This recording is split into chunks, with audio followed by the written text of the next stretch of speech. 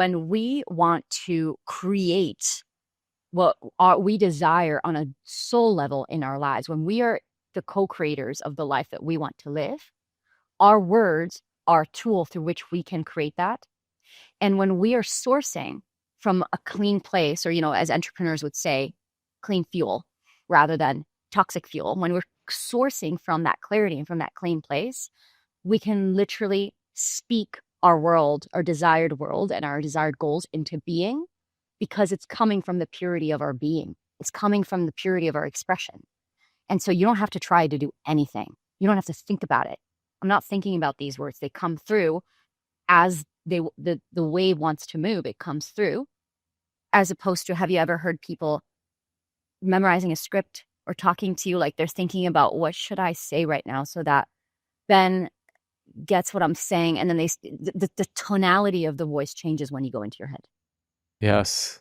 Makes sense. So there's a difference between trying to put words together to affect a result, which is a lot of work, it's a lot of effort, and it's not even as efficient, as opposed to coming into a deeper felt sense of your expression and its purity and speaking from that place, which will get you incredible results.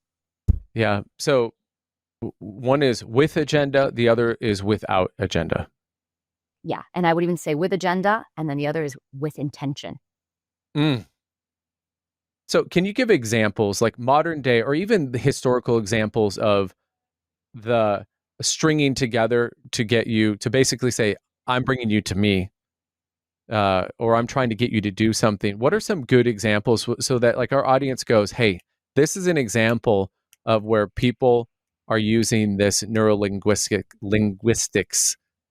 Can't even say that. I, I don't even have to go that far back in history because we're living through it right now. I mean, have you ever gone through a marketing funnel to buy an online product, and everywhere you see urgency, like you need to buy this now, like, are you ready to step into your greatness? Or even, when you're unsubscribing from an email list and it says something like, no, yes, I do want to unsubscribe from this amazing content, right? Or you're basically opting out of something, and it's something along the lines of, no, I'm not amazing, so I don't want this. Have you ever seen things like that? Oh, yes. Oh, yeah. Right? That's it. That's it. It's like, let me, because it knows, it's a way of saying, you are now opting into you not being amazing, which means you need to now lose your sense of significance. If you're going to opt out of this arrangement that you're opting out of, you are also consenting to losing a sense of your significance, which is a core human need. And so you're now saying, no, I am less this, or I want to be less connected, or I want to be less significant, so I can remove myself from this thing of yours that I signed up for, or this thing of yours that I'm purchasing. And so you can see that it's like very subtle. And again, I think there are tasteful and funny and humorous ways to do this. And it ultimately always comes down to intention. But that is one of the many, many ways that people use language to manipulate, distort, and create a false sense of urgency, and I don't even think, I think some people, honestly, Ben, like they watched a course that told them to do this.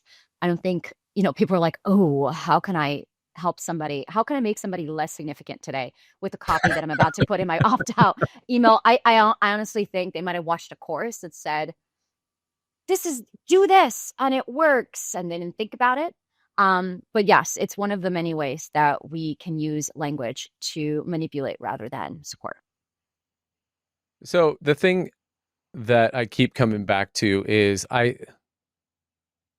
that our brain is these combinations, because that's what I'm getting. And so I'd love for you to maybe back into like, where was linguistics like found, and how do they figure this out? Because it seems sort of like we'd all like to think that we are free individuals that can have free thought. But what I'm taking from what you're saying is that yes, and it can actually be overridden. It can be hijacked through this pattern. Like, can you talk a little bit about the history of that?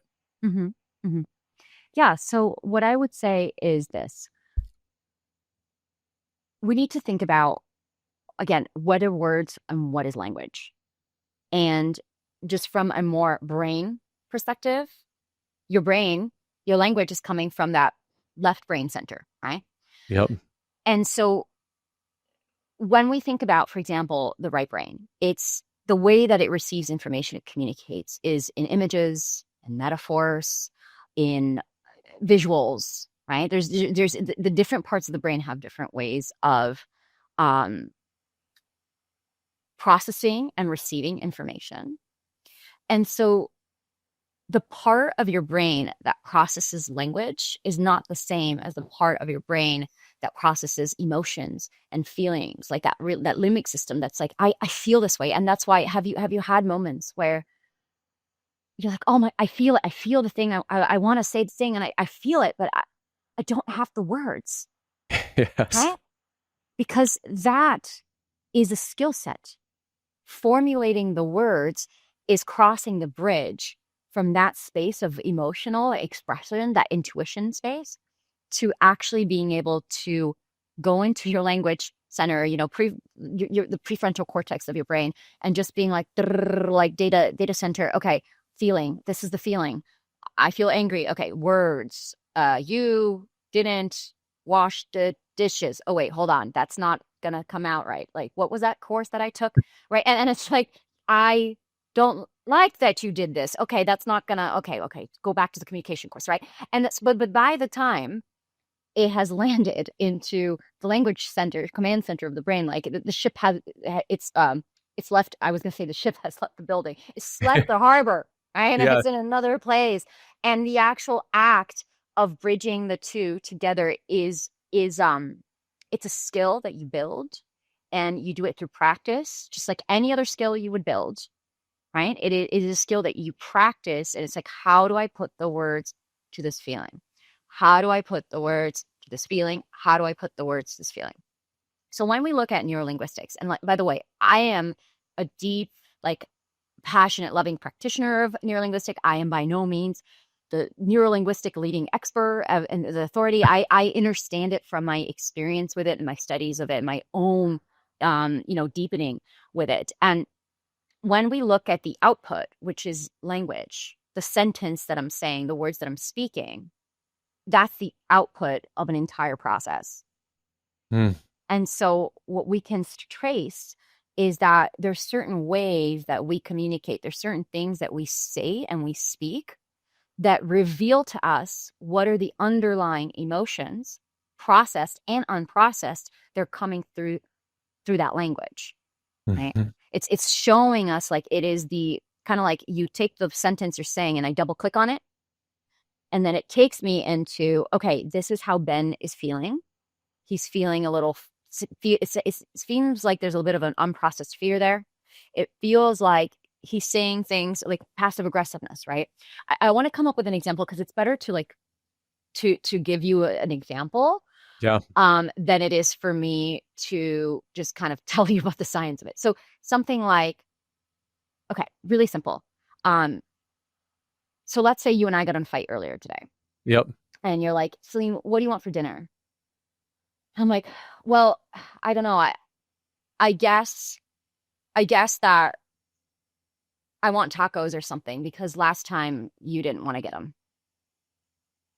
And again, there's a whole universe, because even when we look at language and communication, that 9% of communication is language. So we can even, there's so much Wow. going on in that Wow. sentence, right? Okay.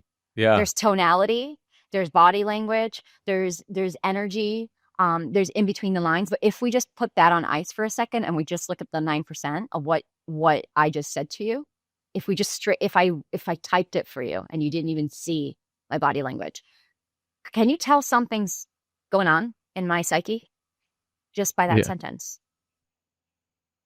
Well, I'm trying to strip out the other 91%. Well, let's strip it Yeah. out and I'll help you out for like, Yeah. Yeah. I Well, guess, that signals doubt, that signals confusion.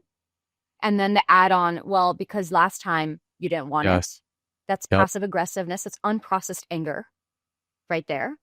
Because why, you're asking me a question, and now I feel compelled to not just say, yes, I want tacos from this place would be a clean, like, yes, I want this. That's me answering your question cleanly.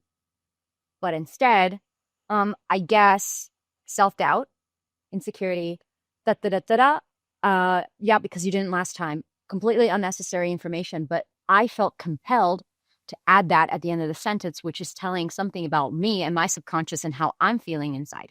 And so that sentence was a code for how my internal state of being right now and where I'm dysregulated and where I might be carrying some unprocessed emotion and where I'm feeling insecure and wobbly can all be essentially decoded from that sentence. And Yeah. if you and I were in person, then there's so many different layers to it, like the body language and the but just we're just talking about the linguistics right now, just that, nothing else. There's the information. It's all Yeah. there. Yeah.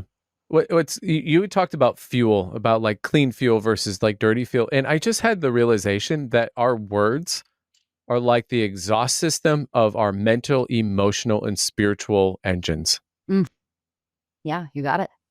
Like, because when you just said that, and because you're totally right, because if you break that down, it's like you have all the past narratives and stories, right? Which we're going to get into a little bit later here. I want to talk to you about the stories, but that we're drawing from energy from, right? And then there is the current sort of like, hey, there's clearly a differentiation in like our partnership or what maybe is externally viewed as a partnership, but currently is not internally feeling like a collaboration or a partnership. Be in this case between you and I, if we're having this conversation, you clearly feel like I'm not being hearing, seeing, and understanding you in a way that makes you feel like present.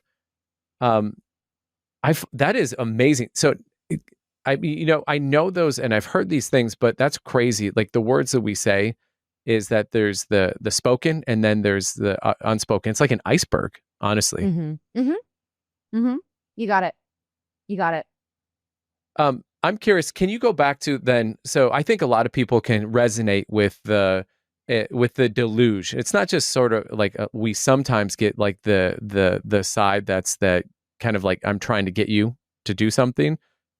Because if you go on to Instagram, anything on this little device I can carry in my hand, like this is a walking, talking sort of hijacker. I feel like. But I want to go to the other side of this, the soul words. Mm. Like what are examples of where we have maybe experienced that or seen that in our lives? Soul words? Yeah, like where we're talking, it's like that with intention. That would maybe be Mm. like, It's not so much about the words in and of themselves. It's about the transmission behind the words. It's about the energy behind the words. And let me give you an example. This is what's coming to mind, so I'm just going to go with it. Think about the words as little energy packets, right? mm-hmm. And you can like put a little bit of energy in it, like 10%, even like think about them as like your iPhone battery where you can see like it's green, it's yellow, right? So every word is a little packet, it's a little battery, okay? Yeah, yeah, And think about it this way, that when you are speaking from your soul in full resonance, that word is all the way green, right? It's all yep, the way fully charged, it's green. And then when you're speaking kind of like you're kind of there, but you're not fully there, you're speaking a little bit from your ego, but there's some truth in it. We're looking at some like halfway yellow kind of stuff. yeah, And then, the low on red, it's like when you're just talking out of your ass and you're completely not present and you're just like speaking words and absolutely not reading the room. yeah, You're just spewing out little like high alert red battery, like I am empty, right? yeah, Completely vacuous. And so when I look at it, and then you've got, and look, we're not perfect, right? So the cool thing is that we'll have a conversation. We're having a 2-hour conversation. That's a lot of little batteries that we're throwing out there. yep, Some of them might be a little more, yellow than others. Hopefully there's no reds here. But at the end of the day, we want to look at the net of the conversation that we had. And the idea is how green can we make this, like, how full of life can this conversation be through the words that we exchange, through the energy that we exchange? Because, of course, there's so much more information that's happening than our words. If you and I were in person and we stopped halfway through the podcast and we, in silence, gave each other a big hug, that in itself is an exchange of information. But because, again, we're talking about words here, and it's about how do we get it as full of soul as possible. And there are hints when we talk about, there's a whole module that I take my clients through that's literally like, what is ego? When ego speaks, what does it sound like? When soul speaks, what does it sound like? And more specifically, what does it feel like? Because again, you might be using the same exact word in two different contexts, and it's going to feel completely different in your body. But there's the clue, is that when we speak from soul, it's simple, it's potent, and it can be felt. It's felt in the body. And when it's the ego speaking, the just personality, it's very mental. It's very like, you feel it because the energy goes in your head and you're like, okay, so, the pharmaceutical commercial, okay, I got to take 3 of these, but the warning sign and then you're like, you're lost. You're in your head again. As opposed to, have you had the experience of just, either you've done this or you've sat with somebody and they're not necessarily a speaker. They're not necessarily like a known person, but they're speaking and you're like, wow, I can really feel what you're saying. Yeah. Right. Yeah. I feel that when I feel that people are in vulnerability is when I distinctly feel that soul. Yeah. Because to be vulnerable, you have to, it's like the ego mind is not allowed in the room. And you are there because it's a shared experience. And I think that the thing that we as humans want is a shared experience with something, with someone, for something. And that oftentimes it's what I'm just, as I'm listening to, it's the language that allows us either to connect in or to be blocked or to block ourselves. And then what you're saying, it's all we want. And everything else is just strategies for us to get what we want, which is this piece around connection and soul and vulnerability, as long as it's not performed vulnerability, because that has its own category. But I see it like when we open our hearts and we're vulnerable, it's like this little I see it like a little trapdoor opens, and there's like a little opportunity opens, and then we get to like give it energy by growing by the way the person's being received or felt. But when we are communicating, and this is like, if I could shout this from the rooftops of every freaking rooftop ever, it's like when we communicate from our heart and we speak from soul, a lot of issues go like, they disappear. If you think about, even if we talk about it like a purely business level, not like even before we go personal, right? How much money is lost, how much culture is fucked, how many issues are happening both in the corporate and entrepreneurial environments because of miscommunication. Like, think about every single problem you've ever had in your business as an entrepreneur. And think about how many of those issues could have been prevented or resolved if there was clear communication or if miscommunication was prevented in the first place. We don't know how to talk to each other. Like, this is a big fucking problem. We don't know how to talk to each other. And I have been studying communication for 15 years now, and I'm like appalled by how the more I know, the less I can't unsee the level through which people do not communicate with each other. And this whole thing about words, we can philosophize it. Yes, you got to come. It's got to come from soul. It's got to come from source. And it's a frequency. And these are all things to like, it comes from the left part of the brain. It's all things to help you understand, like, what is communication? What are words? Why do they matter? Like, why are they important? And that's all well and good. But at the end of the day, like, the whole point of it is so that we have the words to reach the person in front of us, actually reach them with the truth of our internal experience, in a way that they can see us and they feel us, and then have that person receive us and meet us with the truth of their internal experience.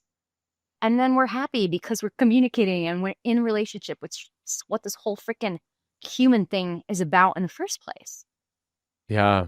I resonate super deeply with that, especially when you think about like in the business world, as you know, as I coach entrepreneurs, um, is that things like they'll be like, say like the word employees. And I don't know why, but that word has always been like fingernails on a chalkboard, or like my assistant. And and it's nothing against those words, but I feel like those words have like they carry with it, and maybe I'm gaining some language around this, but like it's almost like the mind brain, it's the ego brain of like there is a dynamic that's being portrayed there, versus like it is banned in my company that I just like I don't want to hear the word employees, even though this is in place of employment. Totally get it. Everyone like understands. But when you're thinking about creating something, and the key word creating is dynamics like that just don't create creativity. And so like I say like my team, like, you know, I could say like my assistant, but say instead I say my strategic partner, Mm-hmm. because anyone who has an assistant in like the terms that they use that's worth their salt, it is worth like more gold than the world. They're the gatekeeper. They're the ones who know. They like help you like regulate, manage, and know, and like the emotional and like the energy things that are coming at you constantly as a business owner.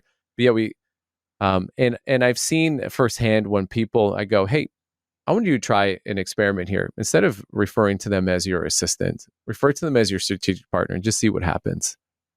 Mm. And just in that little switch, I've seen companies start to go exponential, because the person who's seen is not, I'm an assistant and you're my boss. It's what I am and what I'm being is incredibly valuable, and it's an honored position. I don't know. I'm curious to get your thoughts on that. And Mm. I'd also be curious to get your thoughts on, and I think that people are hearing from your soul, you know, from your heart. And I think that Yeah. sometimes we can get lost in the words of that feel frou-frou-y. I would love if Yeah. you go through some of like the bona fides of like, hey, when you do from the soul, we're not talking, oh, it's like $10 extra you get. We're talking like from your entrepreneurs that I know you spend a lot of time with, like when they are in that moment, what are we talking about? Are we talking, is this like a like $100,000 natural outcomes? Are we talking like millions of dollars of like outcomes? Are we talking about from joy and freedom? But I'd love to get your thoughts on first in terms of how I use just like that idea of instead of employees to team, you know, assistant to strategic partner, and the importance of that. And by the way, feel free to pick it apart. And Yeah. but then also I'd love for the audience to understand that these are like not these are just not just table stakes, but this is a pathway to like outcomes you don't even understand. Mm. Thank you. I'm going to answer your question backwards. I'm going to start Okay. with the frou-frou-y because I'm giggling because, you know, when my clients come to me, they're executives, they're like entrepreneurs, they're like, I'm here to like grow a business. And so they're the people that generally come to me are very, you know, cognitive, left brain, like this is how it works. Help me add it up. And it's funny because 6 months, 1 year with me, and they pop out of the other side, and they're like, you have to speak from your soul. And so they, I just watch them convert one by one into this lexicon once they, number one, understand the power of the words that they're using, and number two, understand the meaning behind the word that they're using. Because if we even like, let's ground it a little bit more, right? Because Yep. sometimes people are like, what is soul? I can't touch it. It's intangible. Therefore, I cannot explain it. I cannot see it. Therefore, it's Yep. not safe. It does not bring me any level of certainty. Goodbye. I am going back to like my daily tasks. Um, let's put it this way.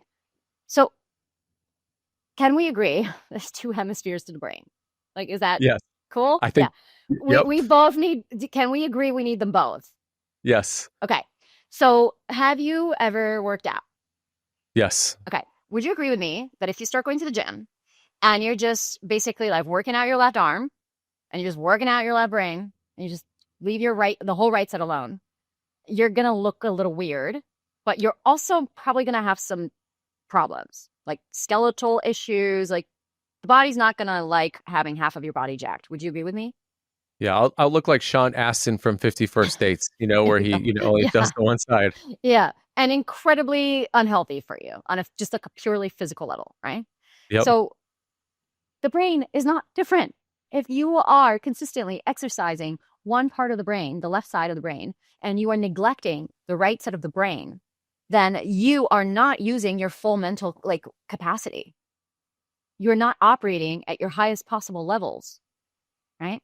Hmm. So when if we look at the right, if we want to get really like even grounded in neuroscience, it's like the right side of the brain is the part that sees the world in images, emotions. We experience like the feeling. It's the feeling of like, how do you describe to me what a banana tastes like? You could try to give me Yeah. words that could approximate the felt experience of eating a banana, but that's not it. How many times have you ever tried to explain something or you just see the picture?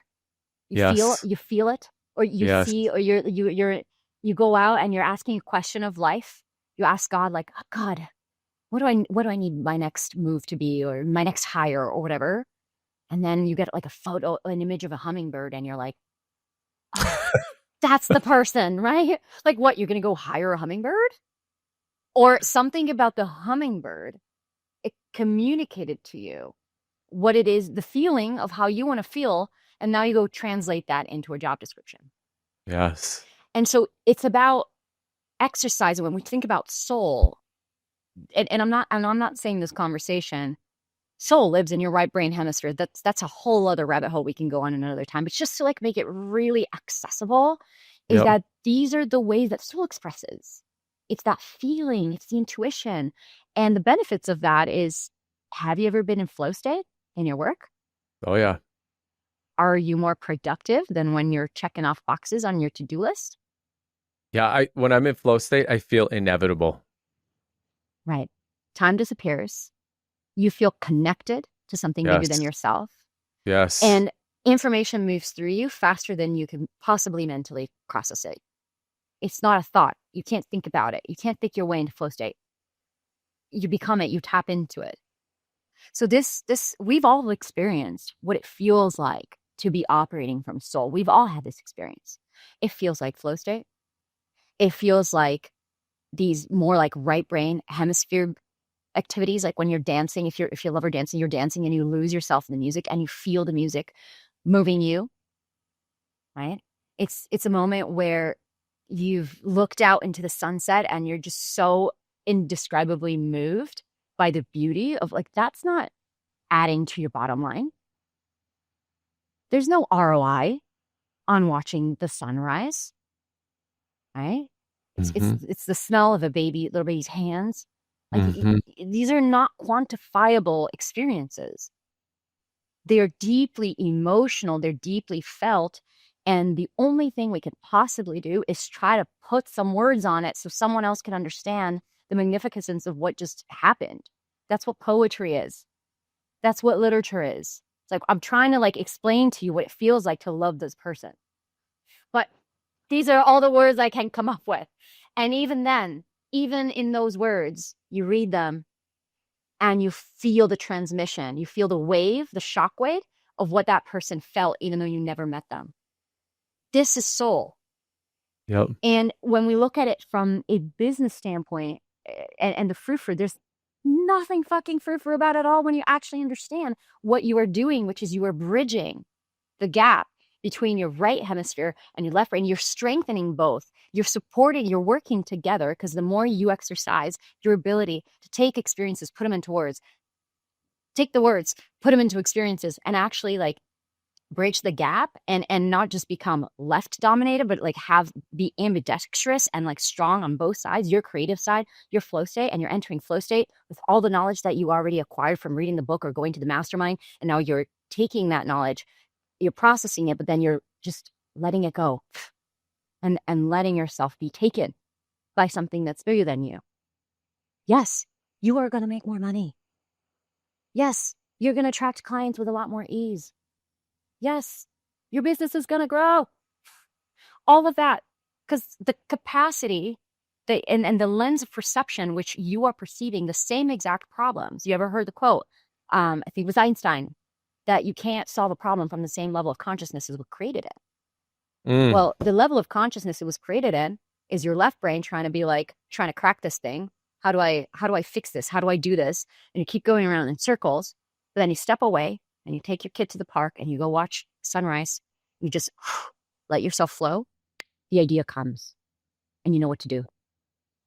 But people don't give themselves that space because they're too busy squishing their entire schedule with shit they got to do, with to-do lists, with meetings, and with things that they need to linearly move forward, not understanding that when we're operating from flow and intuition and deeper states of being, alpha states, deeper, just a more relaxed nervous system, we're actually able to produce way more in less time, less stressed. That in itself is its own masterclass. And lastly, to answer your first question in terms of words and Yeah. assistant, like, do I use this word? Do I use that word? Again, there's the words and then there's the energy behind the words. Yeah. And so if I say to you, I'm going to go see my sister, as opposed to, I'm going to go see my sister, distaste, Yeah. appreciation, distaste. So there are words that we agree on, which I won't say them because then they are going to trigger a lot of people. And like there are words that we agree on culturally. If someone says that word, people look Oh at you yeah. and they're like, "Oh, you racist," or "You Yes. this." How could you? Or here's one that's safe. That's safe for the podcast. You're so full of yourself. Okay, what's the problem? I am full of myself. I am full of me. Why is that gross? Why is that? I'm sorry. Why is that bad? I am full of myself. What else am I supposed to be full of? Yeah. But it is there. There's a context that got built around certain words that people are like, ugh, right? And so I can Yep. see, for example, if there's a context that starts to getting built around the word employee and it gets reinforced and reinforced, and then we layer on your personal experience with it. Because if you had come from had a boss that would say, "Oh, Ben, my employee," right? You might not have such a negative charge. You might not be like ick to that Yeah. word, but Yeah. because you've watched people say, "Oh, my employee, 1, 2, 3, 4, 5, 6, 7, 10," you have built in your bank this context that word is a little ick. And so it's like, how do we use another word so that we can actually bring forth the energy that needs to be brought forth to that thing? And so Yes. there's just, we can use the words for whatever it is that we want, but we need to be aware of the energy that we carry within the words. Yeah. It's so interesting. It's not just going to school to learn like a language. It's not just about the knowledge. It's not about in terms of like how many words you actually know or like being a spelling bee champion. What I'm taking from this, you have to be a master of it's like as it goes out of your mouth, you're attaching, like you said, these energy packets to it. So even the word, when you say the word the, like I'm going to go see, or you're going to go see like you attached the energy packet to, I'm going to go see my sister versus I'm going to go see my sister. It was like the lack thereof is that there's this emotion that we have to be able to control. I think this is brilliant, by the way, and I think this is like like when I can't remember who came out with the book Breath, James Nestor, right? He came out and it was like the lost art of like breathing. I feel like what you have uncovered is the lost art of like communication. Mm-hmm. And because it is an art, and because I'm listening to you talk about like, hey, how do you experience the sunrise? And I think someone hearing this being like, some people might be like, well, I don't, or I'm not up in time for that, or that's not really my thing. I'm more of a sunset sort of guy or gal. But I'm what I'm taking from this, and I'm curious if someone who's sitting here and going, hey, you know what, I can buy into a little bit of this. what are some of the things that we can do to empower that like right side? I mean, is it literally as simple as tomorrow morning, if it looks like a beautiful, like what's going to be a clear day, is to wake up in time to be able to have a cup of coffee or tea or whatever your deal is, or go for a run and just be in the presence of a sunset? I mean, is that how we can start to train like that emotional brain so we understand the significance of moments? Hmm. So yes and no, in the sense that I could sit here and I could give you a list of activities that someone who's listening could take. I could tell Yep. you, make time to go on a walk in nature every day. Sit down and actually enjoy your coffee, smell it, right? Be present with your children. I mean, these are things that, when I'm working with somebody and I'm telling these things on day one, they're like, uh-huh. So I just stopped trying because it's actually, okay, let me give you an example. Someone who is trying really hard to lose weight,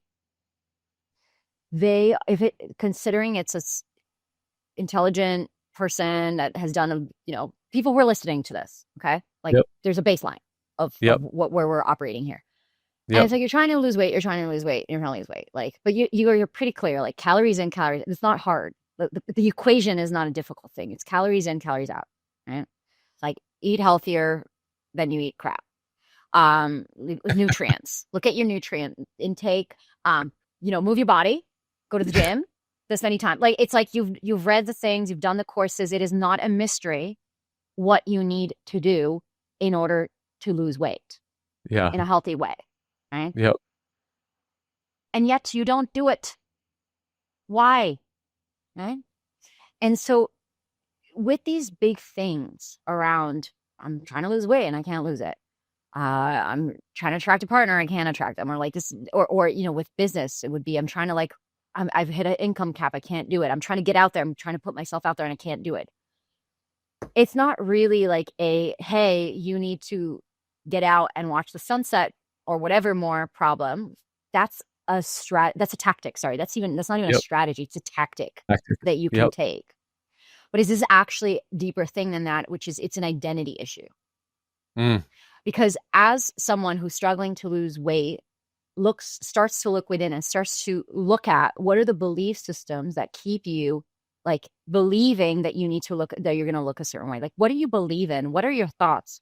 Oh God, I just ate a cookie again. God, I'm such a loser. Right. Or if we actually zoom into inside of that person's, 60,000 thoughts per day, and the predominance of those thoughts as it pertains to their relationship with their weight is negative, what's going to result is that they're going to feel like shit about themselves. They're going to feel guilt. They're going to feel shame. And in order to actually, what's the word I'm looking for? Cope, they're going to reach for the cake, for the thing that's making them not be, or they're going to be stressed out and they're not going to go work out, or because they feel embarrassed because they don't look good in their workout clothes. So they're not going today. There's 1,001 reasons why they're not going to do it. But at the end of the day, it's because they're identifying their sense of identity is all of these thoughts, all of these unprocessed emotions, and the actions that they're taking that is reinforcing the identity. Right. Mm-hmm. Mm-hmm. And so when this person starts to shift their belief systems, when they start to actually look at the unresolved emotions that are making them feel that, right? And that in itself that's a whole world, right? Like even when I'm working with, that's like 6 months, a year, like depending on the thing, it's a big one, right? It's looking at what is it that I believe about myself? What are the predominant emotions that are hijacking my control center, my brain, that I could, and what are the actions that I continuously take day in and day out, which are the habits that I am indulging in that are keeping me locked in this cycle of me not getting my goal. And they keep doing that over and over again until the day that they decide, actually, I'm going to do something about this. And they start to take on a new identity, the identity of, I am a healthy person. Mm-hmm. I take care of my body. I love myself. I can do this. This is available to me. These different ways, because when you are self-identified with I am healthy and I take care of my body, that Twinkie's not going to look so good. But if you're like, I feel like shit and I'm stressed and I've got nothing to cope with, that Twinkie looks like the sexiest little snack on the planet. So I could say, stop eating Twinkies and start eating salads, but that's a tactic.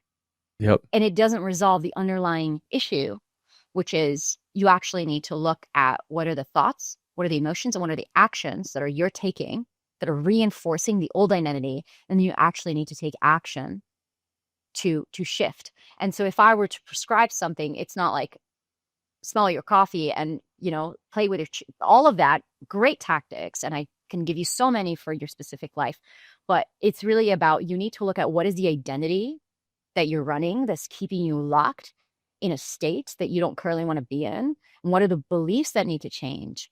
What are the emotions that you need to look at and start to regulate? And how do you shift your words and your action to actually, for example, with words specifically, what words would be coming out of your mouth right now if you were that version of you who is healthy?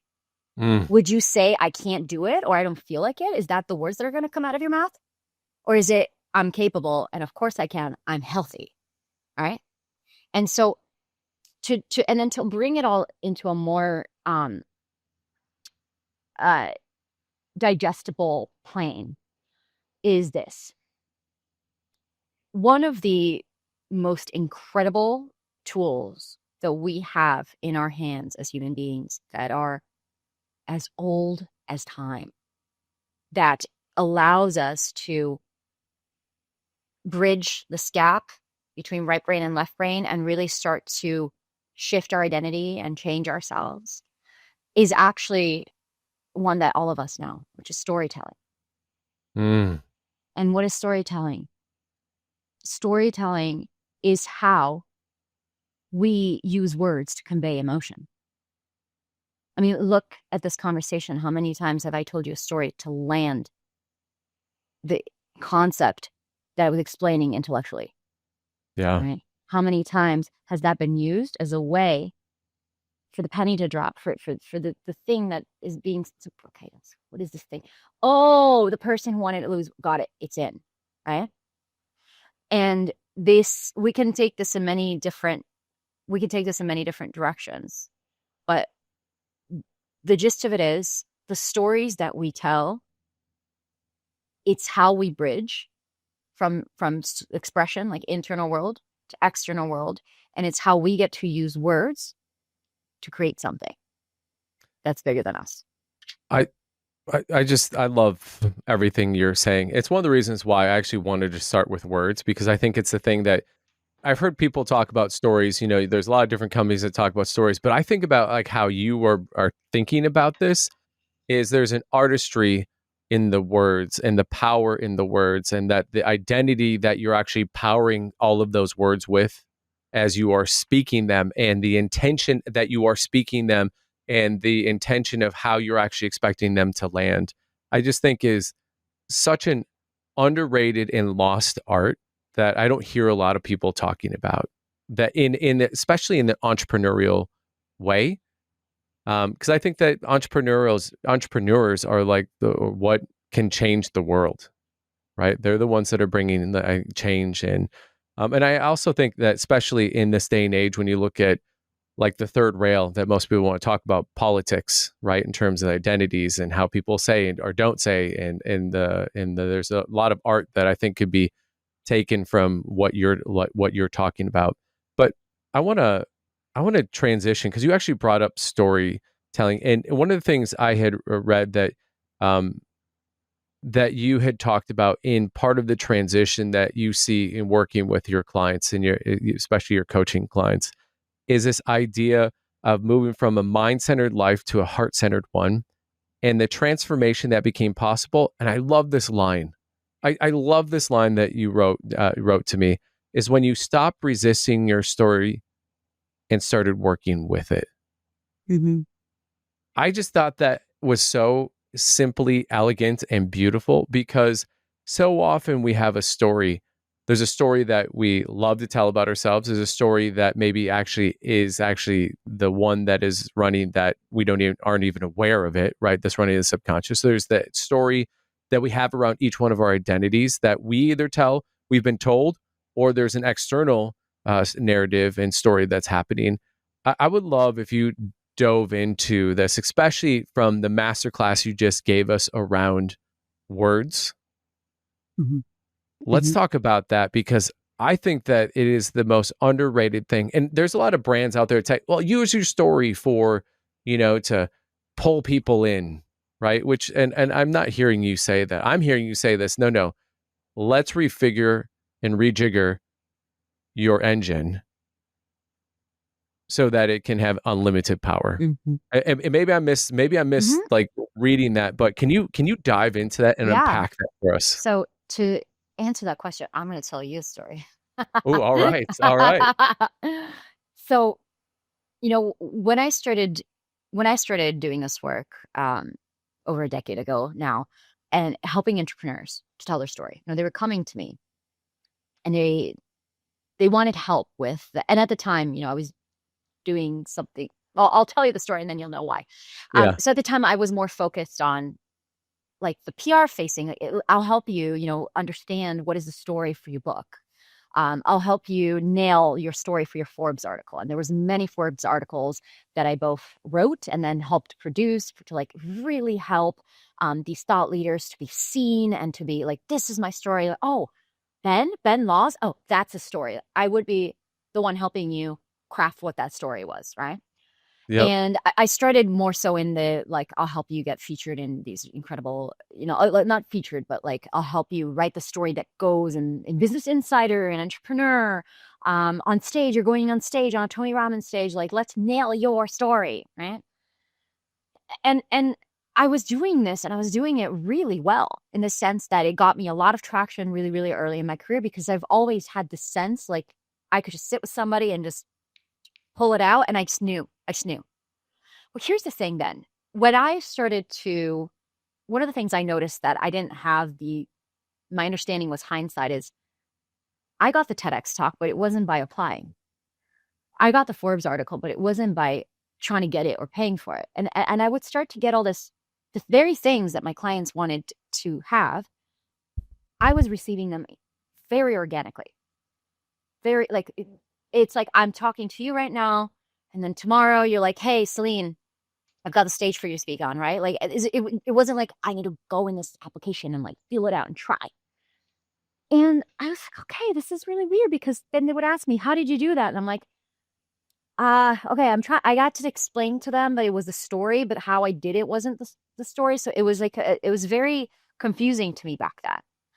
And as my work deepened with people and I realized that they were hiring me, for a story, which technically should take a few months, but then they would staying with me to work with me for years. They would just keep renewing. It's like, okay, this is deeper. There's something going on. And what was going on is that they thought that they wanted visibility. I want to be visible. I want to be seen. I've worked so hard. I've done such amazing things. People need to know what my story is because I can help people with my story. Ever heard that one?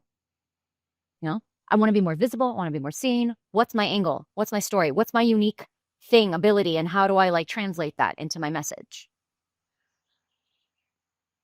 And I could sit there and I could write a story, but it didn't feel like we really got to the root of what was actually going on.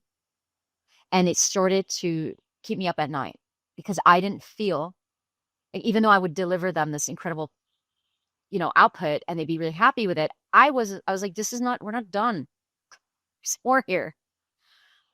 And when I dug in with people, it turns out that underneath this, like, I want to tell my story, there was a deeper inquiry, which is, who am I now?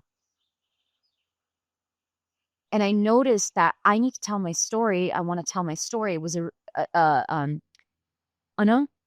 this is not to say 100% of the people, I'm saying it, the majority of the time, it was this unconscious reaction to like, how do I metabolize this entire chapter of my life that I've gone through? How do I make sense of it all and use it as something that can like be of contribution so I can move on and write the next chapter? And it was incredible, Ben, because I would see this, that they would tell, finally the book would get written, the, and it'd be like, oh, okay, great. This is who I am, registered. Back into the back cabinet, like, what can I create next? But the issue is that a lot of people, they go into this loop. Okay, what's the next story? What's the next story? What's the next story? What's the next story? When actually, you are who you think you are is the story that you tell. Anything that comes after I am, dot, dot, dot, then is your story that you tell about yourself. And whatever that means to you. So I can say to you, I am Italian. And you're like, well, that is legitimate. I have a passport. Like, here's my hardcore evidence. But like, what is Italy really? That's a more philosophical answer. But what is my relation? Why do I need to say that to you? Why do I need to say to you, I am an optimist? I am a hard worker. I am an entrepreneur. That's what I identify with. And the meaning I give it is a story that I tell about what me being an entrepreneur means. And so I find that a lot of times people are going through their journey and they're wanting to evolve. Their identity wants to evolve. Like I was saying before, you want to go from I'm not healthy to I am healthy. And the thing that's actually keeping you down is the story you're telling yourself about yourself. That's the anchor that's keeping you under. And there's a process, a very magical process that happens. It's a reconciliation process that when we start actually going through your story of who you are and who you were from the lens of, okay, what is the story of who you were all the way up until this point? Where are the fears? How can we release them? What are the parts that you want to keep? And we actually, more than like, let me tell you my story and propagate it, it's about how do I reconcile my story and put it to fucking rest so that I can find out who I'm here to be and I can start consciously co-creating the story that I want to live instead of continuing to try to make sense of the story of everything that I was. And I'm trying to make sense of it by writing this whole book about it, trying to make sense of it by talking about it to other people. And I just want to be clear.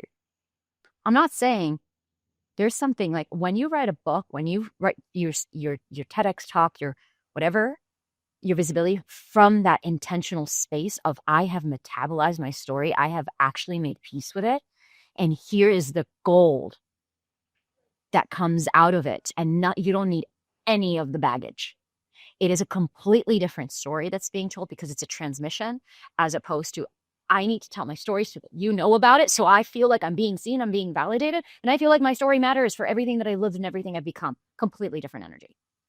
And I think a lot of people, now that it's like cheap and you can just get on social media and you can do a 1 hour live, a lot of people are blasting their unmetabolized, unprocessed stories that are being wanted to be expressed from the ego part of I want to be seen and validated and met for this experience that I had. So let me do that. And that is going to attract a different kind of audience. It's going to attract a different kind of response. You might get validated. You might get a lot of likes. You might even become viral. But is it for the right reasons? Because for those who want to share their story and represent their story as a healing modality, as a medicine, as a, hey, here's my wisdom, learn from it. Come with me. I'll guide you into a different way of being because you've integrated the lessons. Completely different way of working with story. And that goes back to that beautiful line that you said. It's like we're working with it instead of being held back by it. Mm-hmm. And that's why I couldn't do it anymore. I had to evolve my work. Yeah. Well, what I find so interesting is you use these words metabolized and unmetabolized. Yeah. How how do we metabolize? Like, so someone's sitting here because I'm sure it's not an all or nothing. I'm sure for a lot of us listening to this, I'm probably for yourself, you're still metabolizing certain like narratives and stories that there's certain parts like, yeah, that one, like, I'll just share it with you because the fact that I just like, I'm wanting to share it because I think not because I need you to see or hear me or understand me. It's just because there's a shared knowledge of that I think that you could find valuable, like take it or leave it, right? Versus like what I'm hearing you say, unmetabolized is like, no, no, I'm going to tell you this story so that you understand how fucking great I am, or like how, like I, Mhm. whatever X, Y, Z, right? I feel like is that the Yeah, contrast? yeah, yeah. Or like, I'm gonna tell you a story about how my ex-wife messed me up and took all my money. And like, I'm gonna tell you, and then you get a lot of passion, but really what's underneath that is I haven't forgiven her, and I need you to empathize with me so I feel validated my experience of hating her and how she screwed me up. And the better, the more legitimately she screwed you, the better. Because now your story's really got legs.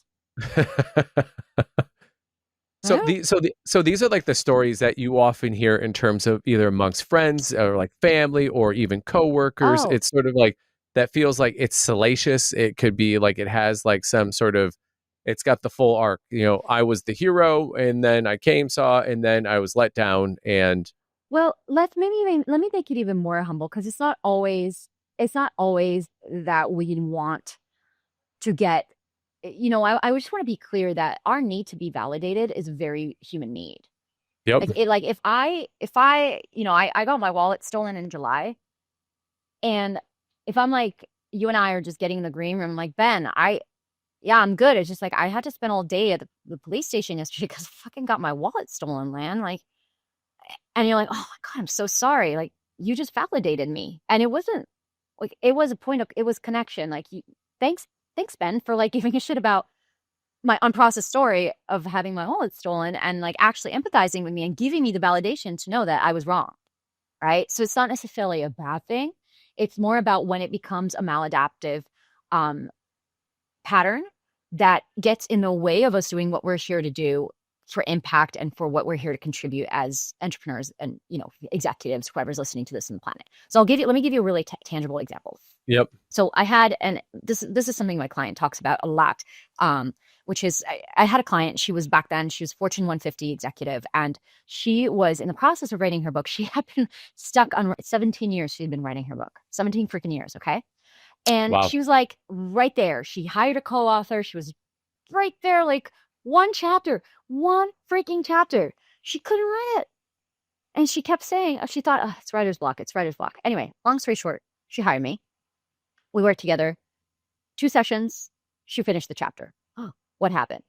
So what happened is she was trying to finish the book by writing a chapter about self-acceptance for her father who was abusive to her. But she had not forgiven or accepted herself she hadn't fully gotten there. She had intellectualized all of it, a lot of it. Like, oh, it's okay because he was this and he was that, da da da da da. But she hadn't actually metabolized it, which I will define what that means in a moment. Okay. When she metabolized it and she actually found that place within herself, she's like, oh my God, I accept this. This happened. And she was a full emotional release. It was really deep. It was really profound. And something shifted inside of her. And her body, this is what the subconscious does. It's like it doesn't know the difference between past, present, or future, but her body registered that which up until now was still present for her. It actually got metabolized and it got stored into a different part of the brain that says this is in the past. Mm-hmm. And she was able to write, the words flew out of her because she was writing from a metabolized place instead of trying to force words to tell a story that she hadn't resolved within herself yet. Okay. So what does metabolized means? And it's going to be so dead simple. It's going to irritate the fuck out of some people. Okay. It's 3 Yeah. words, right? You ready? Okay. Feel your feelings. That's what it means. Feel the emotions that you are numbing, distracting from, distorting, intellectualizing. There's that quote, overthinking is underfeeling. Mm. Mm. We don't metabolize. Metabolizing means there's an emotion.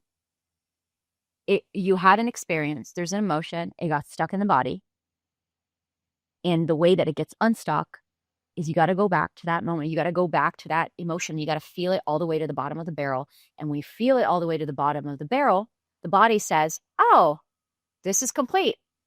And then there's literally something that happens in the brain. And I wish I could give you the more specific of like, it goes into this area, but I'm not a brain scientist. I know a lot about neuroscience, but it goes into it gets filed away in a different like storage unit of your brain that says that's complete, as opposed to this is unresolved. And therefore it just keeps looping. And then we keep telling a story about why it's looping, and it's completely useless. So metabolizing is, what are the parts of your story that you're ashamed of? What are the parts of your story that has now become a dysfunctional, maladaptive pattern? What are the parts of your story that you still actually haven't come to terms with? And what you need to come to terms with it so that it can actually be resolved. And, there's a running joke I have with one of my clients. He got out of a really messy divorce, and she took like the vast chunk of his, that's the story, right? The story is she took the vast majority of my net worth. And so sometimes like he'll be talking to me and he'll be talking about, he's transitioning into a different, career venture. And he's like, oh God, I can't believe I'm this old, I'm in my 50s and I still have to do it. And because my net worth is gone. And I'm like, oh, what a wonderful story. Are we there? Are we going there again? Like, are we doing that again? Where you're telling the story about how your ex-wife took everything from you? Like, how is that helping you right now? Please entertain me, right? And it's like, and I say that with a lot of love, like not in a Yeah, shady yeah. way. But I said, like, dude, are we doing this again? Right? But again, it's not. It's a story that he's metabolizing. ... Right? Yeah. He's in the process of metabolizing. And just to complete this thought, Ben, you said, well, you said something very correct, which is we've got a lot of stories, and some of them we've metabolized completely, and some of them are open and we're not done. We're still like in the middle, right? Like there's still a bit Yeah. of wounding. There's still a little bit of like, I'm not done with this. I still hold a lot of charge with like, oh, my ex-wife, oh, my sister, oh, that's an unmetabolized story right there, right? Yep. So then it's like, well, what do I do? It's not about being perfect, but it is about, if you are a thought leader, you're an entrepreneur, you're an executive, and you're listening to this and you're here to provide service to the world, the issue is not like you're not allowed to have unmetabolized stories. The issue is when you're teaching or you're trying to tell your message or you're trying to get visible from the story that you haven't metabolized yet. Finish it. Lay it down. Complete the loop. File it into the past, and then you can teach from it. Like a very simple way. Don't teach from the wounds. Teach from the scar. Right? Very simplified. Ooh, I So like that that's, yeah. imagery. Yeah. Yeah, Celine, so I'm hearing like the stories. I know one of the things we're going to talk about here is your book, the Burning Ground, which is your memoir.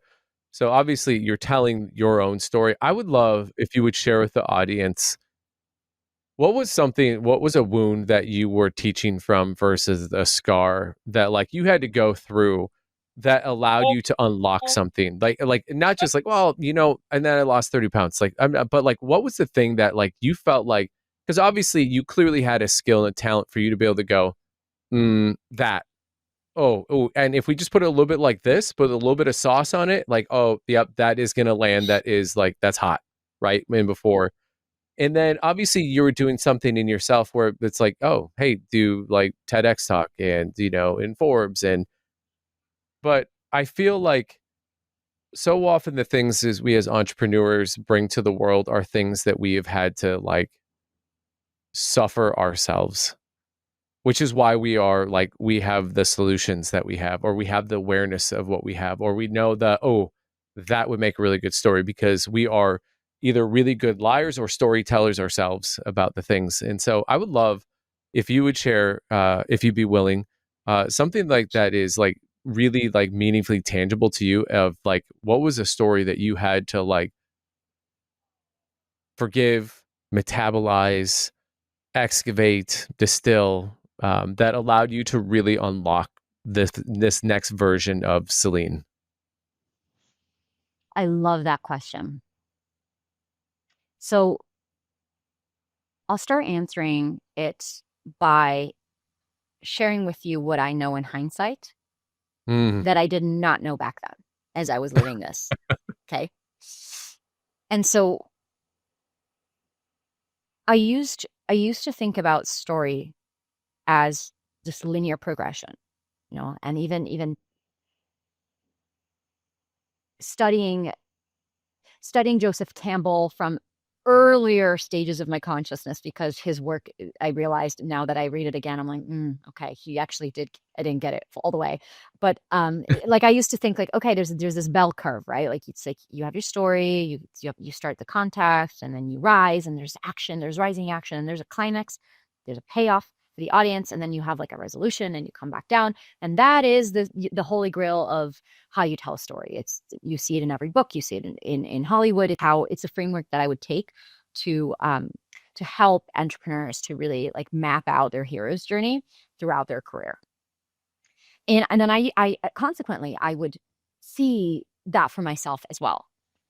And I noticed, a few years doing this, that I would do it. I would go through this cycle, and then it's kind of like life would just spit me up and pop me right at the beginning again.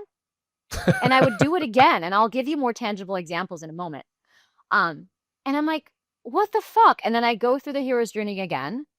And it's like I would just get spit out right in the beginning. And I'm like, is this hell? Like, what is going on? Am I not learning the lesson? Like, I'm going through these incredible experiences and these incredible achievements, and I feel like I'm still trying to like learn the same shit again, you know? And I went through like a few cycles of that before, and I'll share with you the cycles, what those cycles were. But coming from this place, I had, a few years back, I had this incredible breakthrough in my work and my life, where I'm like, hold on, what if a story is not linear? What if Mm. it's and I want to say the word in English, spiralic. What is it called when it's a spiral? It's a spiral. Yeah. Spiralic. I don't know. We'll just Yeah. pretend that's the word. What if it's a spiral, right? And it can either be a circle where I just keep doing the same thing over and over again, or there's a spiral where I'm actually evolving upwards. And Mm. when I started to see the story, and not as being linear, but almost like if I look at it, if I'm here and I'm looking at my life backwards, right? I can see this is my right brain going into overdrive and me trying to explain. This is Yeah. real time demonstration of right brain coming up with images, left brain attempting to explain it to this audience. So, and I'm seeing like this map that is my life, and the Mm-hmm. map is positioned in a way that of what I believe about reality. Like this is the way I see the world map. It's organized in the way I think it is. But have you ever heard the quote, "The map does not mark the territory"? Mm-mm. There's a quote in NLP. It's the map does not mark the territory. The maps that you see is not necessarily a realistic representation of the territory, Ah, right? okay. Yep. They even say there's even like people that are like, maps were drawn by the colonialists, and they made Africa way smaller than it actually is, so that Europe could look bigger, like things like that, where we can use the map to kind of, I know that's a whole other rabbit hole for another time. But then I started to ask myself, what if the terrain is what I'm here to learn as a soul? And let me say it more clearly. Mm. What if my story is actually my soul's curriculum? And what if I start to look at my story as all the ways that my soul is inviting me to grow and evolve? Instead of being like, oh, you know, why did I suffer from sexual assault 3 times? Like, why this? Why me? So okay, what is this teaching me about my power and how to hold it and how to be with it? right? So instead of like looking at the dynamics between parents that sometimes can be so tricky, like why did I have this mom, or why I have such a shitty relationship with my mom, or whatever, you know? It's like, well, what is this? What is this trying to teach me about me being the kind of person that puts boundaries up, that speaks my truth, that forgives, right? What if all of my story is actually my me communicating back to me, being like, "Hey, here's what you're here to learn. Here's the curriculum. Okay, are you listening?" Yeah. You know? What if the car accident is not like you're shit out of luck, dude, like you're in the wrong place at the wrong time, but it's like, "Hey, I had to learn how to slow down. I learned Yeah. how to value my life differently. I learned how to see like life from a completely different lens than I did before. I'm going to stop smoking. Fuck this. Life's too short, right? So we start to actually see this story is a feedback mechanism, the way that our words give us feedback of like, this is what I'm thinking. This is what I'm Yeah. feeling. Like that sentence I gave you before. Oh, I'm doubtful and I'm feeling passive aggressive. Like it's giving me feedback of how my internal state. What if the story that you've lived and how you're choosing to look at it is giving you feedback of how you are viewing yourself and your life, and what you need to learn in order for you to like tap out of that game and evolve into something different, right? So now Yeah. back to my story, because I had something repeat for me multiple times, and this is something that I'm so passionate about, and I endeavor to now I endeavor to teach from my point of embodiment in my own journey. But in the past, I have unconsciously taught from the wind. And Mm. that is this balance of how do I, let me words, right? How do I fulfill on my life's mission and the contribution that I wish to bring into the world, and simultaneously respect my body, my well-being, Mm. and live my life fully from soul. Like this has, if I look at it now, I didn't know it back then. I'm like, what the fuck is going on? I'm burning out again. I thought I was done with this. You know, why am I going to the hospital? Why am I sick? What's going, like, I thought I was done, but I'm not done because I'm back here again. What's going on? Mhm. Right. And what my life has really been, my story that has been wanting to like show me is, you know, when I started my business, you know, over a decade ago, and I was like traveling the world and living from everywhere, and you know, my first year I already had a six-figure business, living the life. I was living in Bali and everything looked really, really, really good on the outside, but I felt stressed, and I was carrying the patterns. My style of working was just like it was in New York City. I hadn't changed my behavioral patterns around how I was working. I was taking things on emotionally. I had unresolved trauma that I wasn't looking at. And then life was like, hey, you got to look at this, right? And then boom, go to the hospital. I get sick. I need to take care of my health. I need to slow down, look at things again, reevaluate. And then there's some progress, but then I go back into the pattern and I do it again. Now I'm working again, but less hours, right? I'm living better, but I'm still not being present. I'm eating my food, but I'm still looking at a laptop, right? And then what happens? Life does it again. Okay, you're sick again. Oh, completely different thing. Are you serious? Okay, back to the hospital. Let's try that again, but better. And then it Yeah. was like, boom, it happened again. It happened like three times where I burned out and I got exhausted because I was giving too much to the mission and I wasn't giving enough to myself. And so when I stopped looking at it from the lens of why is this happening to me? Why am I sick again? When will I ever learn? How? And then the shame, I burnt out again. Oh my God, I'm so embarrassed. I need to hide because I talk about preventing this and then I'm doing it and I can like nobody can look at me and like all those cycles that go with it, right? Yeah. And being able to land in a more human place of like, this is what I'm here to master, right? This is where I'm here to master, and I'm committed to it. And I'm going, and I'm going, and I'm going, and I'm doing it again. And so coming from that place, there's a lot more space and humility to be kind to myself in the hero's journeys and the threads that I'm still in process of. Yeah. Yeah. And it's Yeah. also allowed me, the actual very process of seeing this allowed me to close some loops that I now actually feel complete at. And then there's other loops that I'm still learning to master, because this is a path of mastery. So what when you're in there, so you've gone to the hospital 3 times, right? Which in itself is so if you're not like watching this on YouTube, Celine is across from me. It's clear that she spends time outside. She's very healthy. And so to hear that you've been in the hospital 3 times is like somewhat actually surprising, Mhm. when I had the visual of you.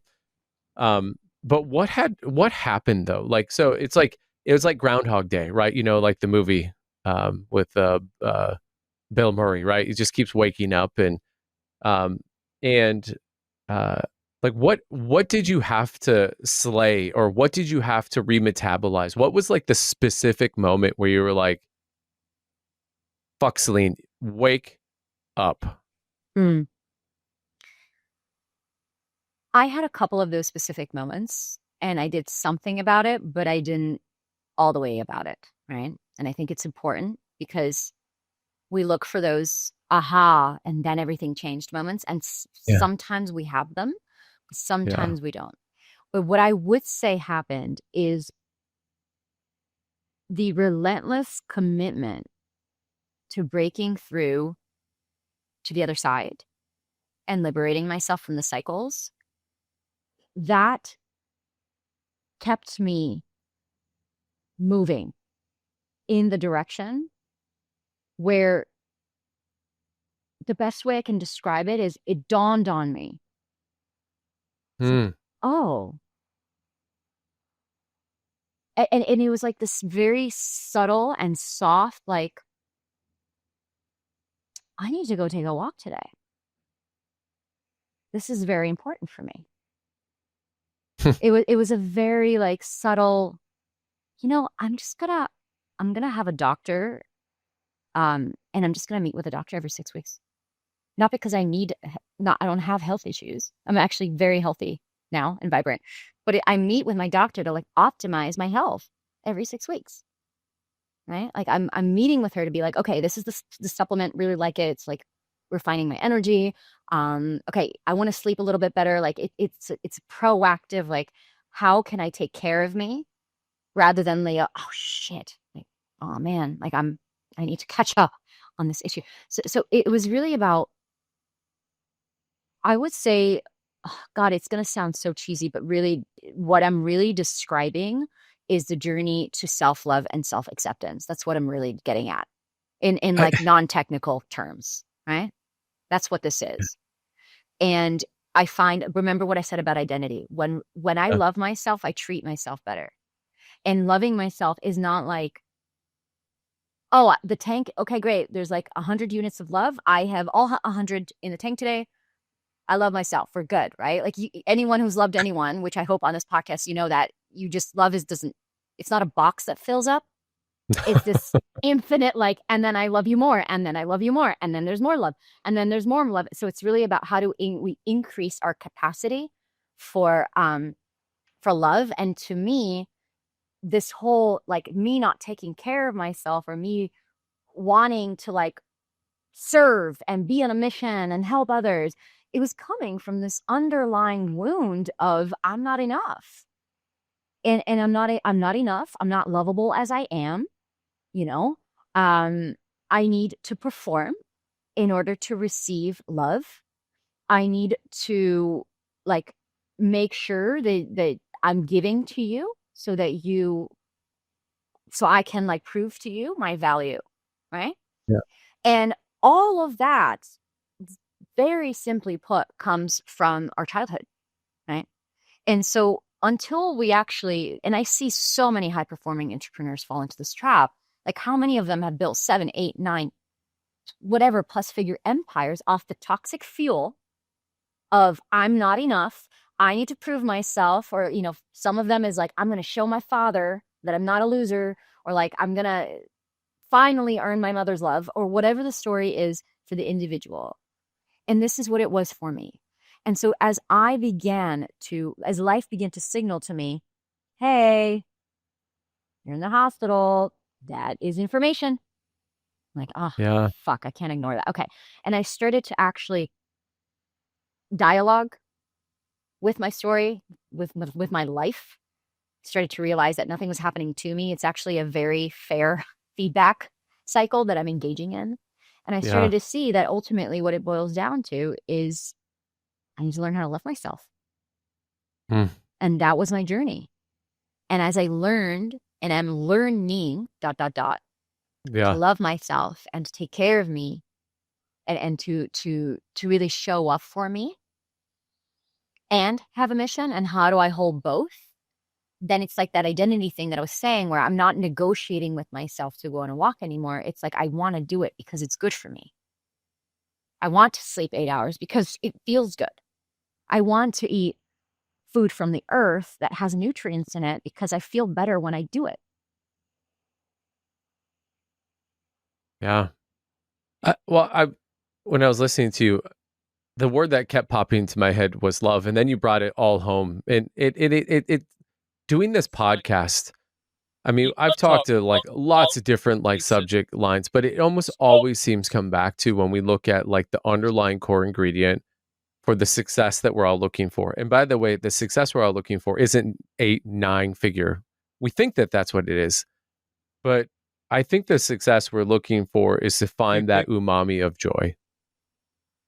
Like the one where you said describe, like what a banana tastes like. It's interesting you said that. Like my right brain fired off, and I was like, man, I got so many memories around like a banana, in terms of like athletic endeavors, in terms of things like my mom used to like cook, and like the smell, banana breads.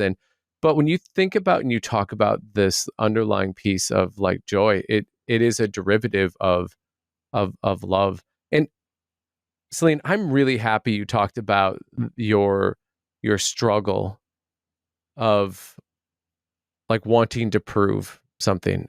And I think that that is probably, I don't care if you're an entrepreneur, I don't care if you are a blue collar worker, you're listening to this. Everyone I feel like is fighting that battle. Mm-hmm. Like that, like I'm proving that I am like enough.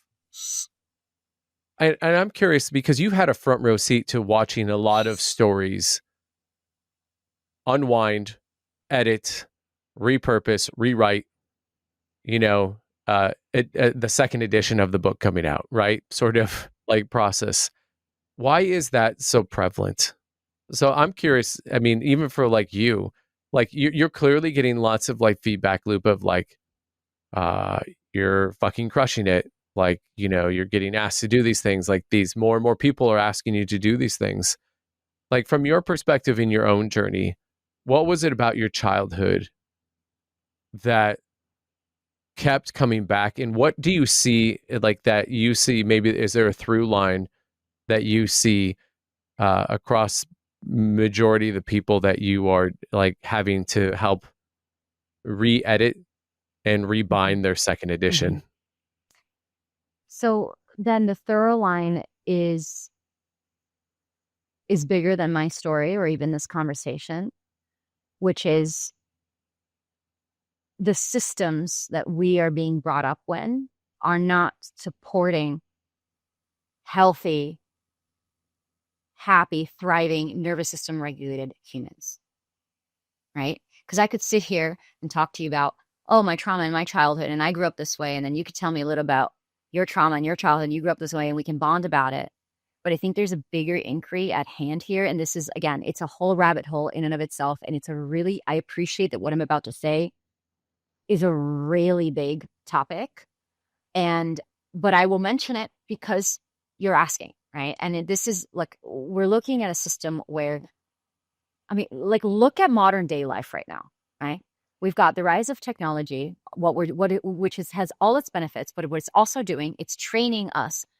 We need to go faster, more in less time. We need to have it immediately, right? If we even, and that's in the last 10 years, if we even rewind 20, 30, 40 years, we're still looking at this like very simply. Look at how under-resourced single mothers are. There's no fucking capacity, right? Like, look at motherhood leave. Look at how much time women have to actually be at home with their babies and provide these like very fresh, like little nervous systems, the proper containment for them to grow feeling safe, because that's what it really is. Like, babies need touch, they need care, they need presence, they need love. It's literally been proven like that babies will die without physical touch.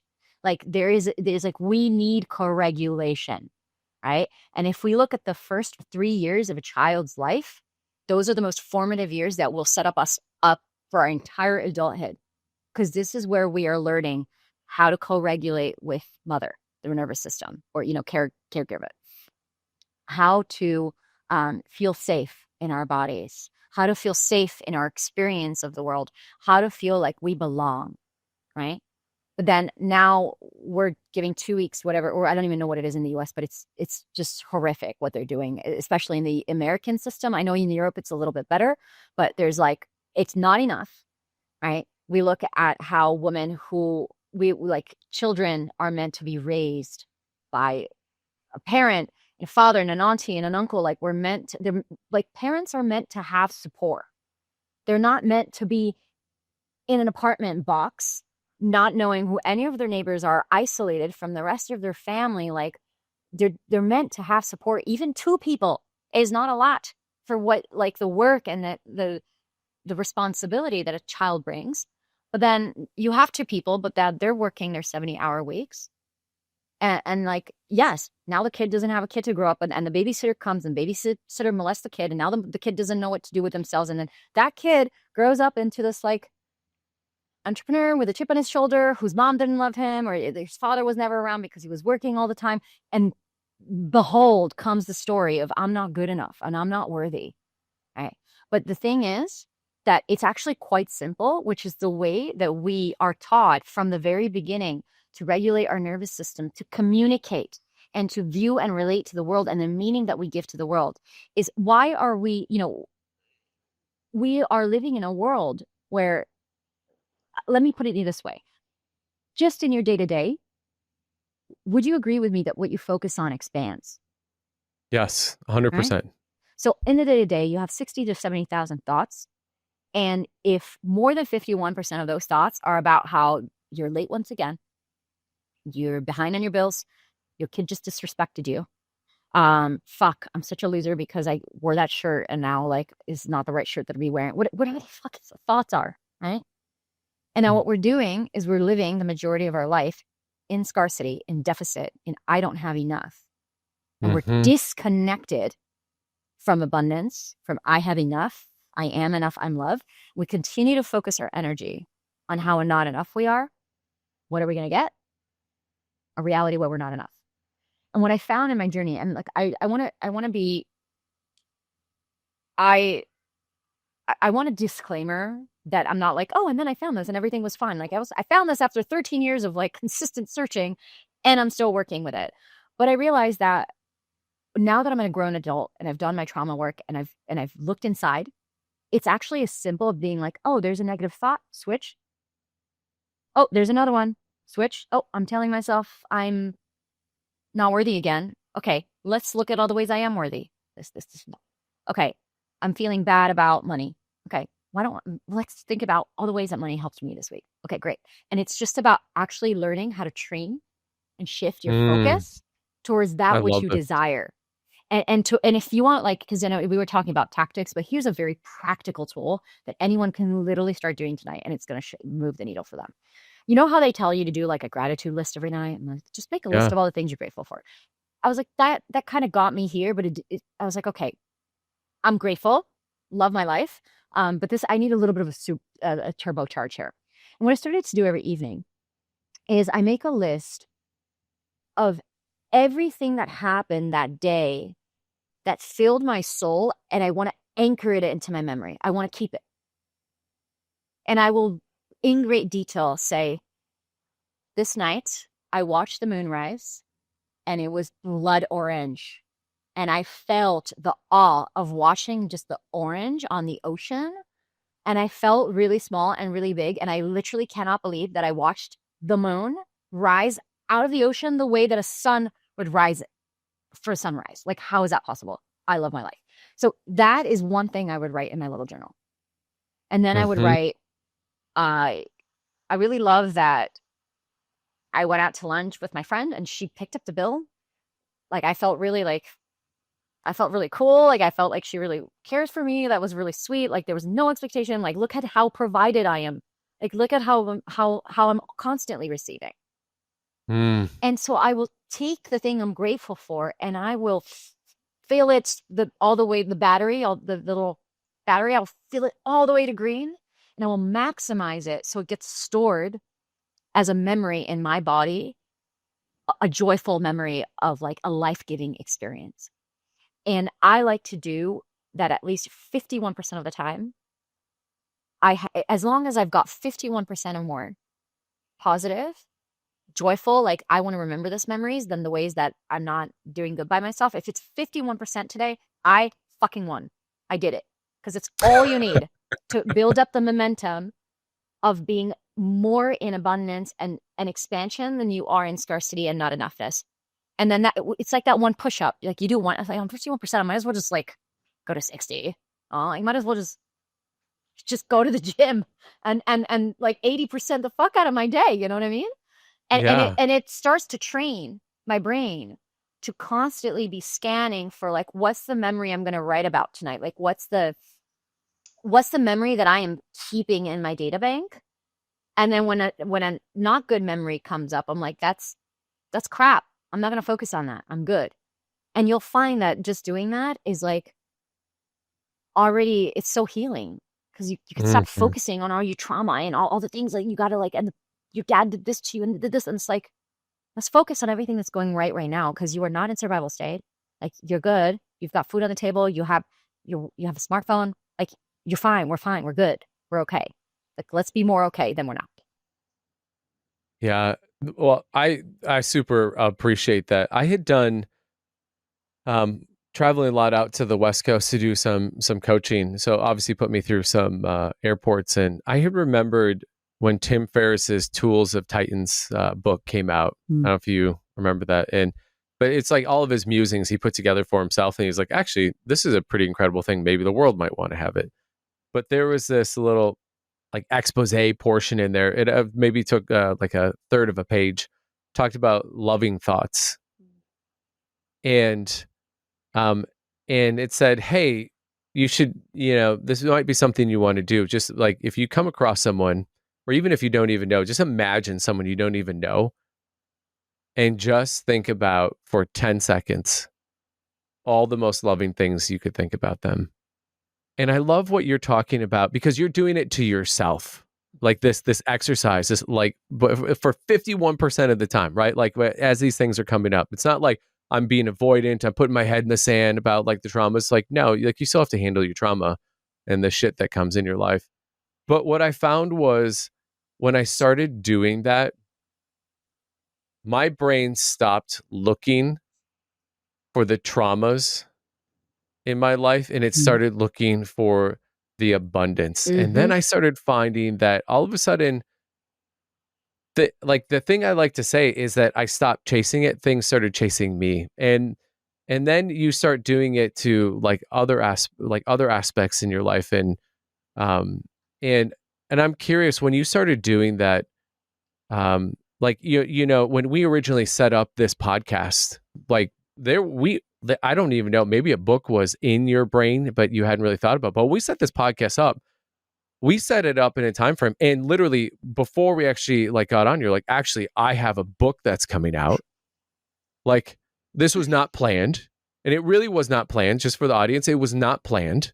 And you're like, it came out of you. And I'm curious, do you feel that 51% mentality that this book chased you? I'm laughing at your question because this book I wrote my first word 10 years ago. It didn't chase me. It initiated me. In this, It you had, it is my personal, you had to like, live it. no, I just, for anyone who's ever like worked on something proper, like a piece of art relentlessly, like, this is my art. This is my masterpiece. It haunted me. It chased me. It did all the things it wanted to come to the world. Um, so I would say yes. I would say it chased me because it wouldn't let me not write it in that sense. I was chased down by this thing, like, you must publish me. And it's funny you say that in terms of so I went through this whole journey with the book, and I was like, okay, traditional publishing, and then I had an agent, and then I took back my manuscript, and I was like, I'm going to self-publish it, and then I was like, no, I'm going to, and I went through this whole thing around it, and then I gave it up, and I'm like, I'm going to self-publish it. Like, God bless, let's go. And as soon as I just stopped resisting and I said, I'm just going to publish it because I can't find the right, like, I'm not finding the match. Within weeks, I found my publisher, and I knew it in my body. I'm like, okay, it's you. And we found a date, and I knew it in my body. It's like, this is the date. This is when it needs to launch. It is the day that this thing wants to be born. And then from there, we're like, oh shit, okay, this is the reverse engineering. And then the whole process came up, and that's when I sent her an email being like, by the way, actually, I'm publishing a book. We need to talk to people about it, because it stopped being something that continued to work me, and it started being something that was ready to be released to the world. Yeah. Well, in that vein, obviously, if you've listened this far, number one, you realize that Celinne is just a master class in the fact of, like, feel the feelings, and you saw it in terms of, like, with, hey, what does each word, right? Like, what does the story, like, lean into the story? Like, the story is actually the fuel. So this is dropping here. I think you said mid-April. April Can you talk a little bit? 21st. April 21st. Can you talk a little bit about the book? Someone reads it, and obviously, we have lots of books that are out there. Like, what is someone going to get if they love this podcast, that they're going to go, man, I'm going to read this book? And Yeah. how do you finish the sentence? Yeah. How would I finish the sentence and go change my life? Is how I'm gonna. Boom. So now that you have the context of this entire conversation, this book is my story metabolized. So you will see, remember, you started this conversation, you walk the talk, you talk the walk the talk. This is the end product of a fully metabolized story. And I can say that, like, 10 years in, I'm like, it's fucking metabolized. I'll tell you that much. It is ready to go. And so but from a more, there's different levels to this, right? So first of all, it is a very, very entertaining story. Back in 2016, I was in New York City. I decided I can't, for all the reasons we discussed, I cannot keep going with this life. There's something more to life. There's meaning, there's purpose. I know there's something, but I don't know what it is. I have to find out. And coming from this place where I did not trust humanity, there was a lot of unresolved trauma inside of me, much of it which I was numbing, distracting, not looking at. But there was this pull, we call it the voice, soul, this voice that kept talking to me and said, leave, go, you have to go, you have to do something, you have to change your life. How many of you may be listening have had this pull, maybe even yourself, Ben, of like, Yeah. you have this thing, this itch that it's like, I have to change, like, I can't keep going like this, right? And what will happen is either life will, boom, give you a big fat event where you're like, shit, and you wake up and you realize you have to change, or you can choose to change from a place of joy instead of suffering, right? I didn't know that back then. Mine was suffering. And so I embarked on this soul journey where I challenged myself to circumnavigate the globe. So to go from New York back to New York by couch surfing, not using the website, just through word of mouth and human connection. So what that means then is that I left with a one-way ticket, and all I knew is I have to make it back to New York somehow. where do I sleep? I'd be like, Ben, I'm going to Austria. And you're like, oh, my cousin's in Austria. I'm like, can you ask your cousin if I can stay with him? Because I'm doing this project where I want to learn how to trust humanity again. And I want to find what my purpose is. So can I stay with your cousin? And then you would just connect Wow. me to your cousin. And I would go and I would stay with your cousin in Austria. And him and I would have these kind of conversations that you and I are having right now. Would have a grand old time. I'd leave. I'd write a story about it on my social media, which is how I grew my following. I would write a story about your cousin and how I met him and what I learned about him. And I would share about what I learned about life. And I just kept doing that for 18 countries, 70 plus hosts over the course of 9 months. And so my book is a story about what I found on the other side, which is the burning ground. And so it is Mm. a story about trusting, like actually choosing that you have a bigger purpose in your life, like throwing yourself into the abyss and trusting that a net is going to materialize to catch you. And to me, the net looked like strangers, people like you and me that I would meet on the road, that I would meet as I was traveling. And I would tell them, this is my dream. This is what I want to do. This is why I'm doing it. And they would literally offer me a home to stay. And somehow, every single person I would meet would have an answer to the question that I was asking God, source of the universe. God, what do I do next? I would stay at your cousin's home that day, and he would tell me. I would never ask him, but he would say something. Again, metaphors, dreams. He would mention something, and I'd be like, that's it. And then I would take that clue, and I would go to the next stranger, and I'm like, okay, but what do I do with this thing that Ben's cousins told me? And I would meet another woman, and she would tell me a story about her life, and I'd be like, oh, that's what I'm going to do with it. And from there, it the tapestry of my life started to reweave itself. And I began to see that everything I had lived was what I thought, who I thought I should be. But Mm. actually, life was inviting me to live a life of purpose and meaning and to actually create my own story. And so the book tells a journey. It's a literal, very fun, like you're going to see me in Indonesia, in Australia. Oh my God, is she really doing this? Oh my God, I'm cringing. Like you're going to see me fall in love. You're going to see me have my heart broken. You're going to see me get myself in the weirdest, most questionable situations that you're like, girl, that is not safe.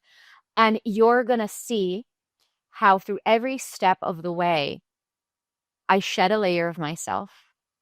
I burned it down and I chose to ask the bigger questions of life. And so this book is not just a memoir, then it's actually a companion. There's soul inquiry, there's actual prompts that I've created for every part of the book for someone who's reading the story and walking the hero's journey with me, for them to walk their own life and whatever big thing that you want to transform in your life as you're reading these pages. I'm going to be inviting you into facing your own burning ground, what it is that you're burning down, you're leaving behind. And I'm going to be inviting you with me to actually choose what is the greater life that you're now stepping into and how to actually do that. So it is a guide, it's a companion, and it's a memoir all in one. Wow. Wow. I feel like we could have another 2 hour conversation about it. I, for one, am riveted. So when I hit say in terms of memoir, I was like, okay, I'm curious. Had no idea that that is what that's going to be. That is, when I said walks the talk, I got to tell you, in terms of like literally, in this case, walks the talk and in a way that I did not expect.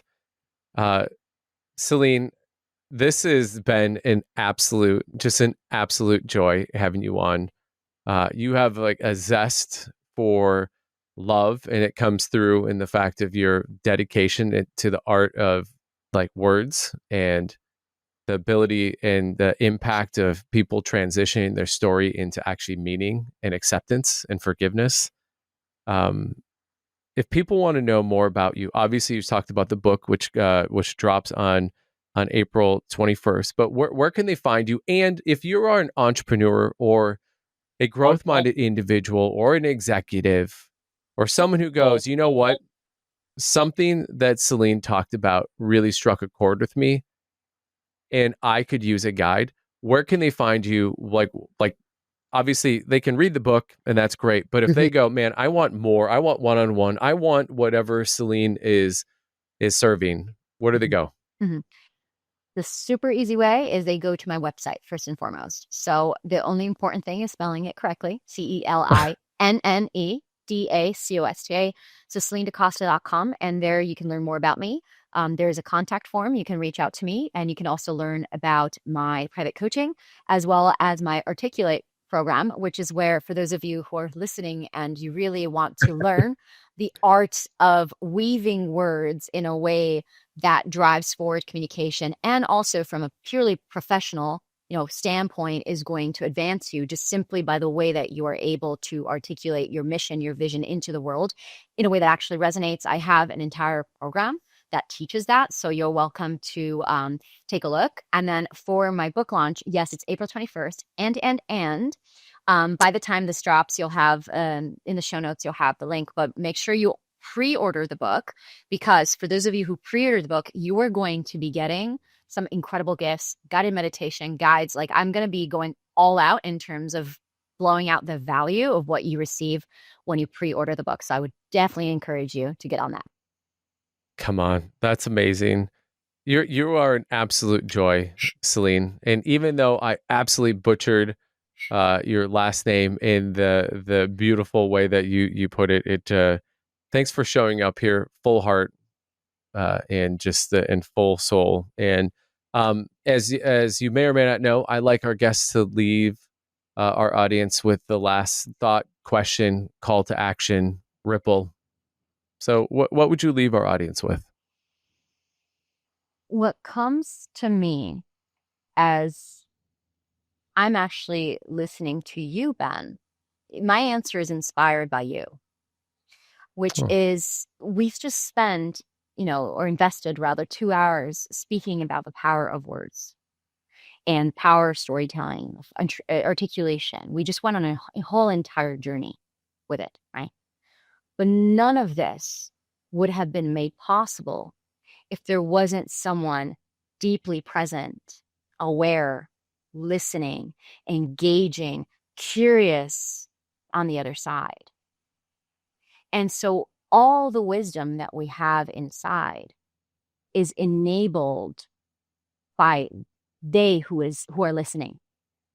And I think this is really, really important, because we want to articulate what we want to say, and we want to share a story, and we want people to listen to us.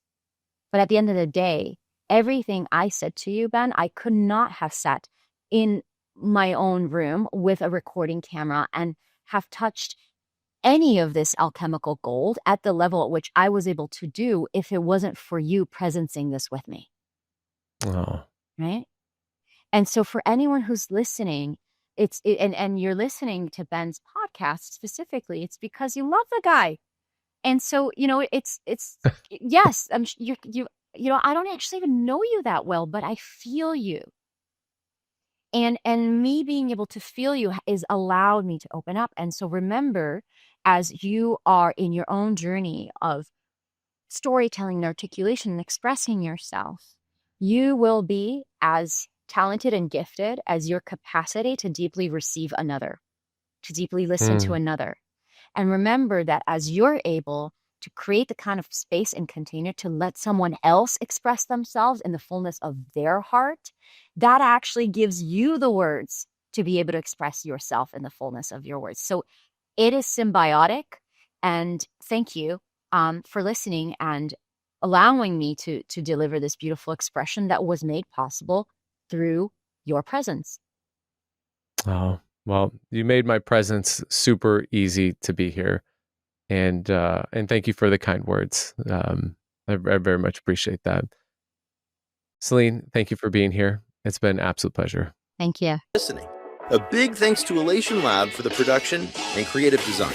Remember to like, subscribe, and follow us on YouTube, Apple Podcasts, and Spotify. Keep listening for more Max Life.